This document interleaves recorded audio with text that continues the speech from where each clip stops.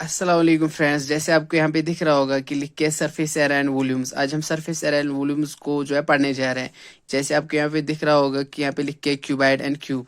यहाँ पे मैंने कुछ यहाँ पे डिफरेंसेस इनके बीच में लिखे हुए हैं कि इनके बीच में कौन कौन से डिफरेंसेस है। अच्छा, ये जो क्यूबाइड होता है इसकी लेंथ, ब्रेड्थ और हाइट, लेंथ ब्रेड्थ और हाइट को हम डायमेंशन कहते हैं। क्यूबाइड्स इसकी जो लेंथ, ब्रेड्थ और हाइट वो अलग अलग होती है, यानी डिफरेंट। जो क्यूब इसकी जो डायमेंशन यानी इसकी जो लेंथ, इसकी जो ब्रेड्थ और इसकी जो हाइट, जैसे कि आपको यहाँ पे दिख रहा होगा ये वाली लेंथ है, ये जो यहाँ पे नजर आ रही है दैट्स हाइट, एंड ये वाली जो है इसकी ब्रेड्थ। इसकी लेंथ, ब्रेड्थ और हाइट ऑल आर सेम, यानी सेम डायमेंशन इसके होते हैं। इसके डायमेंशन अलग अलग होते हैं, इसके डायमेंशन सेम। अगर क्वेश्चन में पूछा गया है कि एक सपोज कोई बॉक्स है, उसकी लेंथ ए है, ब्रेड्थ ये है, हाइट ये है, तो हमने समझना है कि वो वाला बॉक्स जो है क्यूबाइड होगा, क्योंकि डायमेंशन डिफरेंट होंगे। अगर डायमेंशन अलग अलग सेम थे तब जाके हमने समझना है कि वो जो बॉक्स होगा that will be in the form of cube. और इसके भी 6 फेसेस होते हैं, यानी क्यूबाइड के 6 फेसेस, इसके भी 6 फेसेस, यानी फेसेस मतलब 6 साइड। इसके ऑल फेसेस, हर एक फेस जो होता है रेक्टेंगल फॉर्म में होता है। क्यूबाइडस प्रथ कह साइड रेक्टेंगल फॉर्म में, और ये प्रथ कह कथ फॉर्म में, स्क्वायर फॉर्म में। तो होप सो आपको समझ आया होगा इसकी डिफरेंस। चलो हम पहला क्वेश्चन करने जा रहे हैं। अगर आप अपनी किताब के ऊपर 13.1 एक्सरसाइज का पहला क्वेश्चन पढ़ेंगे, वहां पे लिखे plastic box 1.5 metre long, wide 1.25 metre wide and 65 centimetre deep. यानी कि तेल प्लास्टिक बॉक्स यह अमिच डायमेंशन अलग अलग, तेल गि फिक्र पानी तरन is in the form of कथ मज क्यूबाइड के डायमेंशन अलग अलग। तो यहाँ पे आप मैंने लिखा हुआ है कि लेंथ 1.5 यानी विड्थ यानी ब्रेड्थ 1.25, हाइट 65, अमिश डीप यानी डेप्थ सुन सनर लगन जरूरत क्या हाइट लगन, हाइट 65, मैं करी मीटरन मज कन्वर्ट या सेंटीमीटर मज, मीटरस मज कन्वर्ट करने खतर को डिवाइड बाय 100 दैट्स 0.65 मीटर। ठीक वह वन ओडे दपन it is to be open at the top. यह प्लास्टिक बॉक्स अत 6 साइड, यह पेट किन यल तेल 5 साइड वन तिम। इग्नोरिंग द थिकनेस कोता मचर यह सुनम त्रत दपन तुम वनु सो गो the area of sheet required for making. वनु सा कोता शीट लोगमुत बनानस। सीधे कथा बॉक्सस 6 साइड आसान, पेठिम यल तेल 5 साइडन लोगमुत मटीरियल बनानस। ठीक तेल करो गोडनिक क्वेश्चन, तुम थो ध्यान गोडनिकस पार्टस लिखो solution.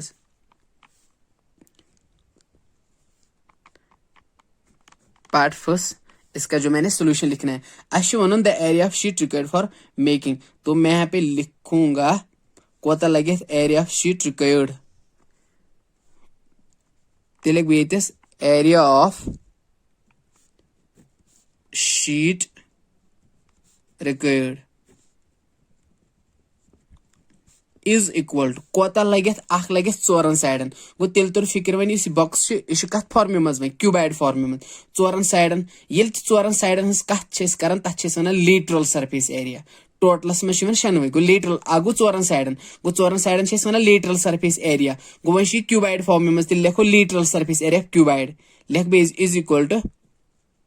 Lateral surface area cuboid तथ वन ट्वाइस कथ फॉर्म कथ बराबर twice length plus breadth into H. ठीक प्लस यह गो 4 साइडन हूं लेटरल सरफेस एरिया। बेस बन किन साइड तथ लेखन अमिक प्रथ कह साइड क्यूबाइड रेक्टेंगल फॉर्म में। गो एरिया ऑफ रेक्टेंगल्स गो लेंथ इंटू ब्रेड्थ, गो एरिया ऑफ शीट रिक्वायर्ड गो 4 साइडन, 4 वन लेटरल, तमिश formula twice length plus breadth into height. और ब्याक साइड सह गो रेक्टेंगल फॉर्म में लेंथ इंटू ब्रेड्थ। अच्छा 2 अपनी जगह, लेंथ 1.5 प्लस और ऐसे ब्रेड्थ दैट्स 1.25 और हाइट 0.65। ठीक प्लस लेंथ भी 1.5 इंटू ब्रेड्थ 1.25। इस करो अमिक सोल्यूशन, वो कोता नेरान अमिक सोल्यूशन। मेरे पास अभी यहाँ पे कैलकुलेटर है, मैं करता हूँ कोता नेरान। इस अगर अत मल्टीप्लाई करो ये नेर सुधी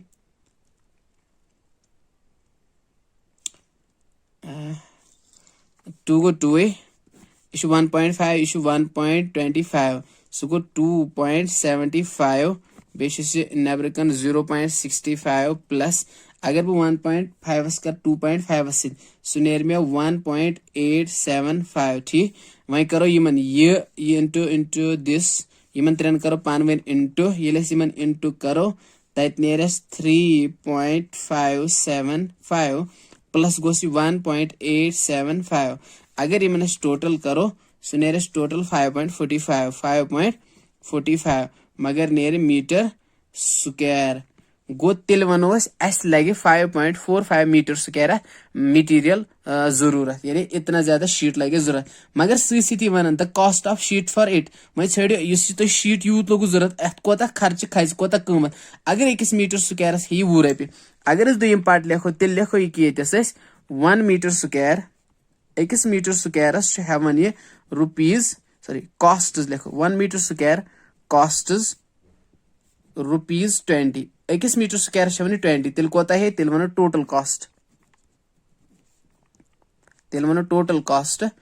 इज इक्वल टू अथ यह 5.45 मीटर्स अत करो मल्टीप्लाई 20 ये अत मल्टीप्लाई करो 20 सित अत नेर 109 तो तिल नेरी रुपीज 109 खोता ठीक है। होप सो आपको समझ आया होगा ठीक। इसके बाद जो दूसरा क्वेश्चन है वहां पे लिख के the length breadth and height of a room are 5, 4 and 3 respectively यानी length 5 metre breadth 4 metre and height 3 metre ठीक। अच्छा find the cost of white wash the walls of the room आमत 4 लबन क्या रूमस 4 लब आसान गो 4 लबन आमत कलर कर बे एंड द सीलिंग वन टॉपस पेठम साइड गो स्लेब साइड गो 4 लबन बे स्लेब साइड आमत कलर कर कोता हेतमुत 7.5 रपि हेमज पर metre square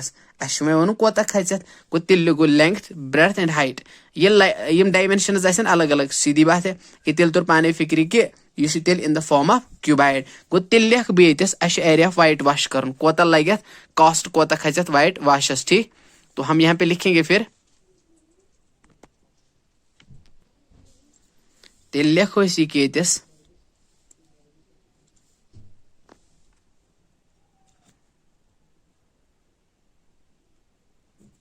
area of white wash वो वो वाइट वॉश कतिस कोर कर 4 लबन वही तो वो मे 4 लबन खतर कर कस फॉर्मूला एप्लाई ट्वाइस मैं लिखो बन कन twice length plus breadth into height बे गो प्लस एरिया ऑफ सील क्या सीधी कथ इस रूम यह लेंथ ब्रेथ हाइट डायमेंशन अलग अलग यह क्यूबाइड फॉर्म में गो अमुक प्रथ कह साइड रेक्टेंगल फॉर्म में area of rectangle go length into breadth यह गो एरिया ऑफ सीलिंग और यह गो एरिया 4 वॉल्स गो लेटरल सरफेस एरिया 2 गो 2 और लेंथ कच 5 और ब्रेथ कच दैट्स 4 और हाइट 3 प्लस लेंथ 5 और ब्रेथ कच 4 ठीक 2 गो 2 5 तो 4 गई 9 बे गोस इंटू 3 प्लस 5 4 आर गो 20 गो 2 9 आर गो 18 इंटू 3 दैट्स 54 प्लस 20 तम गई सोदी 74 मीटर स्क्वायर अच्छा अम ओडे वोनमुत 1 मीटर स्क्वायर अकिस मीटर स्क्वायरस हेवन कॉस्ट रुपीज 7.5 तिल कोता तिल वनो therefore cost of 74 metre square 74 metre square कोता है कॉस्ट 74 करो मल्टीप्लाई 7.50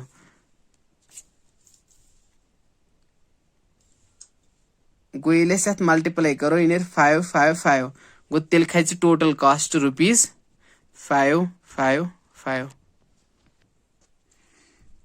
अम पे त्रेम क्वेश्चन लिखित किताब कुन थो ध्यान the floor of a rectangular hall floor वन पत्थर ये पे मैटिंग त्रावान the floor of a rectangular hall ठीक अत पेरीमीटर 250 मीटर स्क्वायर तिल लग बह इतन गो प्रथ का साइड रेक्टेंगल यानी क्यूबाइड रेक्टेंगल गो तिल लग बह इतन पेरीमीटर ऑफ ये थोड़ा लग बह perimeter of rectangle go perimeter of rectangle सह ओडे अमिस 250 मीटर मगर अमिस वन इस हसा ये पेरीमीटर द्राव बराबर 250 मीटर यह तेल द्राम तेल फॉर्मूला कर्मुत वो पेरीमीटर ऑफ रेक्टेंगल दप सह गो ट्वाइस लेंथ प्लस ब्रेथ यह कर द्राम 250 मीटर ठीक मकलो पे ओडे वोनमुत हे if the cost of painting the 4 walls एम चोरन लबन रंग कुर्मुत एमिस खिसम 10 रपी पर मीटर स्क्वायर और खोतमुत 15 सास गो तेल वन बे टोटल कॉस्ट युस एमिस total cost of painting total cost of painting सह खोतमुत रुपीज 15 सास रपी और रेट कचा तम सात रेट 10 रुपीज 10 पर मीटर स्क्वायर गो अकिस मीटर स्क्वायर कोता 10 रपी तेल कतिस एरिया 15 सास खोतमुत तेल वनो देयरफॉर एरिया ऑफ 4 walls तेल वो इन चोरन लबन कोता एरिया 4 walls सह कोता 15 सासन करो डिवाइड बाय 10 सह नेर बराबर 1500 मीटर स्क्वायर गो तेल चोरन लबन एरिया 15 शतन अगर जरब करो वापस 10 तत नेर 15 सास एरिया 4 walls यह कत रिप्रेजेंट कर area 4 walls formula twice length plus breadth into height गो यह रेक्टेंगुलर हॉल अवे गो twice length plus breadth into height यह कर द्रामुत 1500 मीटर स्क्वायर ठीक मकल क्वेश्चन मुताबिक हाइट छाड़ी तेल वनो ये गो twice length plus breadth into height कोत द्राव 1500 मगर अगर तुम पे वो क्वेश्चन में ट्वाइस लेंथ प्लस ब्रेड्थ द्रामुत 250 तेल लिखो ट्वाइस लेंथ प्लस ब्रेड्थ बदल कोत गो 250 लिख 250 इंटू एच बराबर कत 1500 मीटर स्क्वायर थोड़ा कर बे रिमाइंड गो एरिया 4 walls कत बराबर ने 15 सासन कोर में डिवाइड बाय 10 द्रा 1500 मीटर स्क्वायर ठीक अगर वापस चेक करो 15 शतन करो मल्टीप्लाई 10 अत नेर बे 15 सास गो एरिया 4 walls आमुत 1500 मीटर स्क्वायर मगर एरिया 4 walls बराबर twice length plus breadth into आई गो बराबर 1500 ट्वाइस लेंथ प्लस ब्रेड्थ यमो ये पे ट्वाइस लेंथ प्लस ब्रेड्थ यम बदल क्या लिख ट्वाइस लेंथ गो 250 बे गो हाइट पन इक्वल 1500 गो हाइट थोस 1500 थोस 1500 यह 250 मल्टीप्ली क्या गो डिवाइड गो 15 शतन करो डिवाइड बाय 250 ये डिवाइड करो अत नेर हाइट पाने सह कोता पत हाइट 6 गो हाइट द्रायस पत 6 मीटर तेल वनो hence height of hall go height of hall तेल 6 मीटर अगर तुम क्वेश्चन नंबर 4 पढ़ो क्वेश्चन नंबर 4 लिखित the paint in a certain container is sufficient to paint an area equal to 9.375 metre square यानी कुछ बॉक्सस में कलर सह colour कतिस area पोश 9.375 मीटर स्क्वायर ठीक दपन हाउ मेनी ब्रिक्स इस कलर अत कंटेनरस में कचन सेरन पोश सेर हज लेंथ 22.5 सेंटीमीटर 10 सेंटीमीटर गो तेल लिख सेर हज लेंथ यह ब्रेड्थ गई हाइट गई तेल करो यह सीर सीधी कथ डायमेंशन अलग अलग सीर is in the form of cuboid गो तेल करो सेर कर चपर कलर गो तेल गो सरफेस एरिया बह लिख एरिया ऑफ 1 brick